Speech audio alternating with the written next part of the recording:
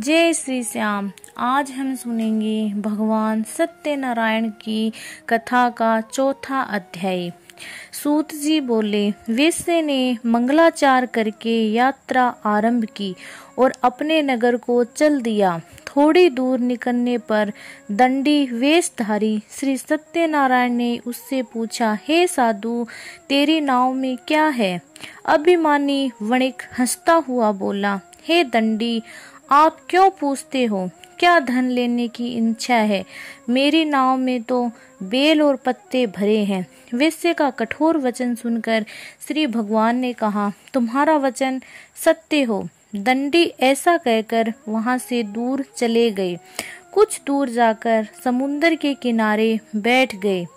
दंडी के जाने पर वैश्य ने नित्य क्रिया करने के बाद नाव को ऊंची उठी देखकर अचंभा किया तथा नाव में बेल पत्ते आदि देखकर मूर्छित हो जमीन पर गिर पड़ा। फिर जब मूर्छा खुलने पर अत्यंत शोक प्रकट करने लगा, तब उसका दामाद बोला, आप शोक न करें, ये दंडी का श्राप है, अतः उसकी शरण में चलना चाहिए, तभी हमारी मनोकामना पूरी होगी। दामाद के वचन सुनकर वह दंडी के पास पहुंचा और अत्यंत भक्ति भाव से नमस्कार करके बोला, मैंने जो आपसे असत्य वचन कहे थे उनको क्षमा करो। ऐसा कहकर महान शोकातुर हो रोने लगा। तब दंडी भगवान बोले, हे वणिक पुत्र, मेरी आज्ञा से बार बार तुझे दुख प्राप्त हुआ है।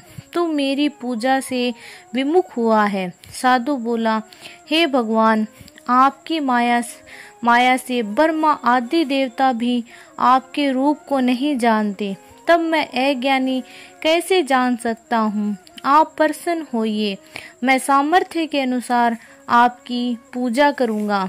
मेरी रक्षा करो और पहले के समान नौका में धन भर दो।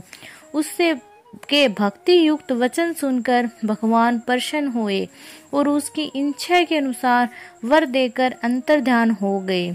तब उन्होंने नाव पर आके देखा कि नाव धन से परिपूर्ण है।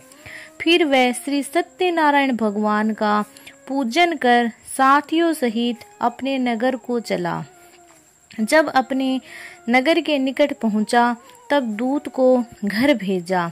दूत ने साधु के घर जाकर उसकी स्त्री को नमस्कार कर कहा कि साधु अपने दामाद सहित इस नगर के समीप आ गए हैं। ऐसा वचन सुन साधु की स्त्री ने बड़े हर्ष के साथ श्री सत्यनारायण भगवान का पूजन कर पुत्री से कहा, मैं अपने पति के दर्शन को जाती हूँ, तू कार्य पूर्ण कर शीघ्र आ। माता के ऐसे वचन सुनकर कलावती प्रसाद छोड़कर जल्दी में पति के पास गई।